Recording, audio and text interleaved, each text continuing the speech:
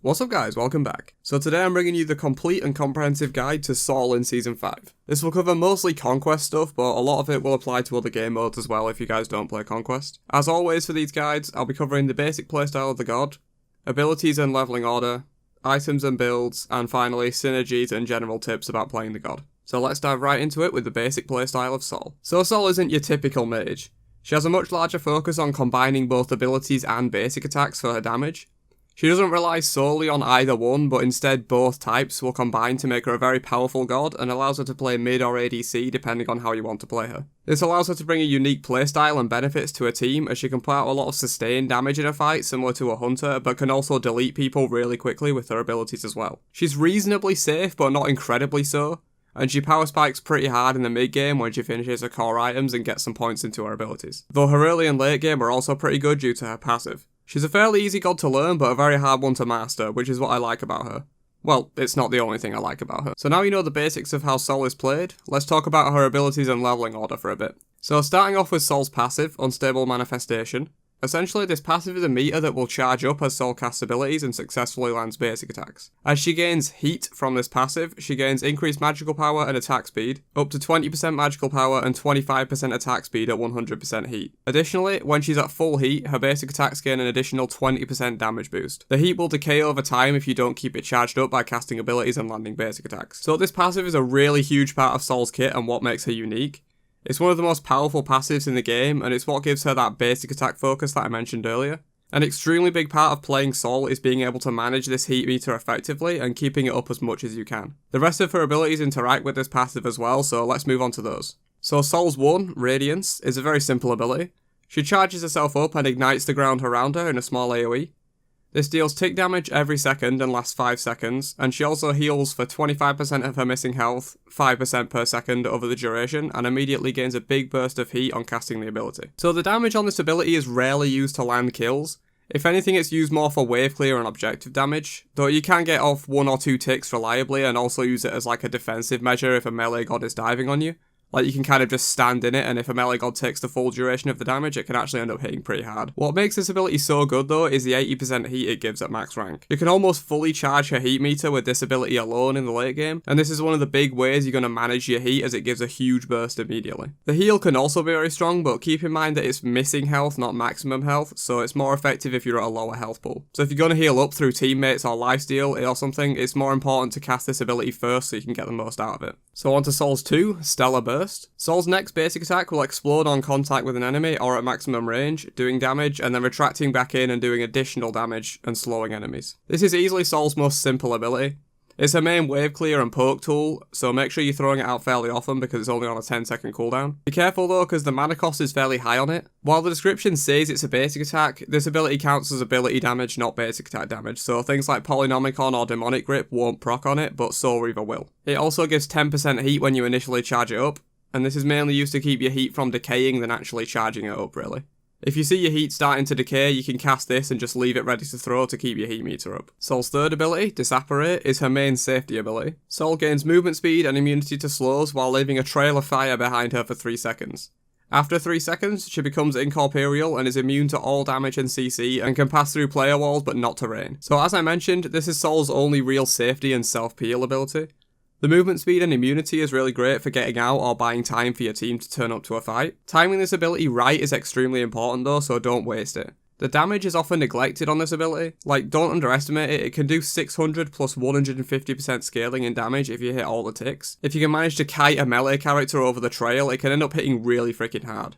This ability also gives 10% heat, similar to Stellar Burst. It's more just for keeping it up if it's going to decay than charging it up really. Though do be careful if you're using it to keep your heat up, since it has a long cooldown and you might get caught out if you use it frivolously. And finally, Sol's ultimate, Supernova. Sol unleashes her fury from the sky, striking the ground 8 times along a moving targeter.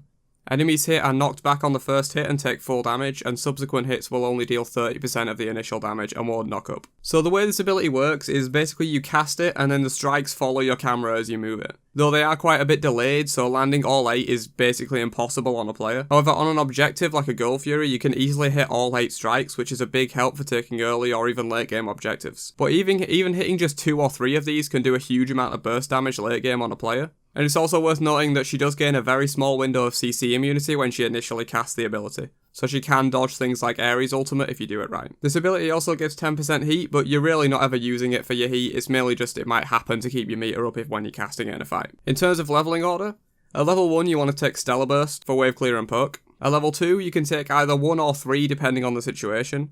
If you're feeling you're doing quite well and you won't need the extra movement and safety from the 3, then you can take the 1 for some extra damage and clear along with the big heat boost. Otherwise, just take the 3 for safety. At level 3, take what you didn't take at level 2, so either Radiance or Disapparate. Level 4 is Stellar Burst, and level 5 is Supernova. From there, prioritise your 2, then your 1, then your 3, and points in your ultimate whenever you can, to amp up the damage on it. It's also worth noting that it's pretty good to point skip at level 8 to get max rank Stellar Burst and rank 2 Supernova. You can burst people pretty hard at level 9 if you do decide to do a point skip, otherwise just take her 1 at level 8. Okay, moving on to items and builds. Sol is a very unique god, both in terms of her kit and also what items she makes use of. It's viable to build her kind of in 2 different ways really. You can go full ability based and just aim to nuke people with her 2 and ult combo and Soul Reaver, and simply rely on the passive for your auto attack damage, or you can build her more basic attack focus with some attack speed items and rely a bit more on the basic attacks you have but have less burst in fights. Usually I like to go more ability based if I'm playing her mid, and more basic attack based if I'm playing her in ADC, but if you're playing non-conquest you can basically pick which playstyle you like for her and what fits best for your team. I personally like kind of a hybrid of the 2 with decent burst and also some attack speed in there. Okay, with that out of the way, let's move on to starting builds for Sol. So no matter if you're mid or ADC or playing a different game mode, Hunter's Blessing is almost always the way to go for your starter. While the ability damage is nice if you're playing mid for Mage's Blessing, Hunter's is just better for overall damage and will still give you good clear with her passive and a lot of early game kill potential due to her passive boost that applies on the 15 from Hunters. Plus the MP5 is really nice for Sol as well. After that you want a tier 1 of an item you'll be getting early on. This can be like Tiny Trinket if you want to rush Bancroft's Talon, Uncommon Staff if you want to rush Warlock Staff, etc. Just take whatever item you want to build first and get the tier 1 for it. My personal favourite right now is Tiny Trinket since Bancroft is really powerful on her, but it does change a lot depending on the meta and what items are good. Then spend whatever remaining gold you have on potions for sustain in the lane. Usually I like to rush Boots before anything else to mitigate Sol's lack of real movement. She becomes pretty hard to kill if you can get your Boots done early on and use her 3. Though it is viable to rush something like Bancroft's Talon or Warlock Staff before Boots as well. Your Boots of choice will usually be Shoes of the Magi. The early 10 penetration really helps out with Sol's damage a lot, and the cooldown reduction from Shoes of Focus isn't really as important for Sol compared to other mages. So once you get your Boots and your first item complete, your build can go in a bunch of different directions depending on how you like to play Sol. She makes good use of a lot of unorthodox items that other mages don't. So here's a list of the items I think are good and worth potentially picking up in your build. I'll also have a full build example at the end for those who just want a really quick and easy build that works well. So as I mentioned, Bancroft's Talon is really insane on her, and IMO you should have it in every build. This is because of how lifesteal works with auto attacks. She can heal loads with her 1 and Bancroft, so I recommend picking this up as your second or third item in most games. Warlocks is also an option early on if you want to have the extra safety, though it will slow down your early game quite a lot compared to a Bancroft's Talon rush build. But the payoff is really good later on if you can get it stacked. Since Sol lacks like true movement, it can be nice to have that extra 500 health as a buffer. Demonic Grip is another item that for me is core on her.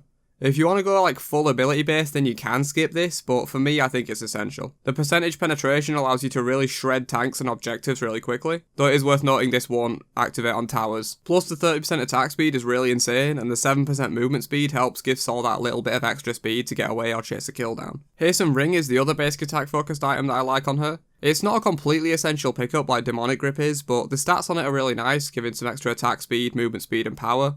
And the passive is really insane for chasing kills down with her passive boosted basic attacks. Soul Reaver is also a really nice item to give her some extra burst potential. The 130 power it offers is really insane, along with the extra true damage on the passive. This item is really what enables her to just delete people with her 2 and ultimate combo. Spear of Desolation can be good for early flat penetration, but usually it's not necessary for her.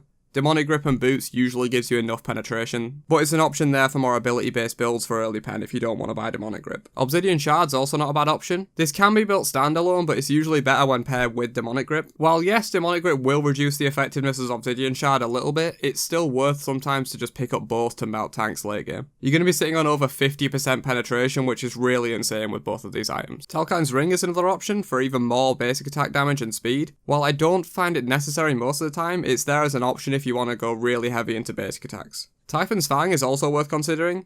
Since you're almost always going to be building Bancroft's Talon on her, the 2 items synergize pretty well and give her a lot of power and lifesteal.